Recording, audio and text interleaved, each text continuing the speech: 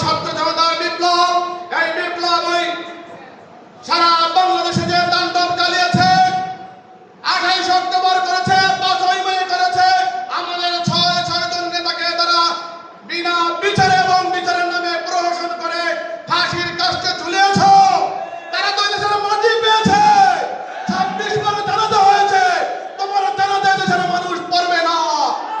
এমনকি তোমার বাবার জানাজাও 15ই আগস্ট কেউ পড়ে নাই।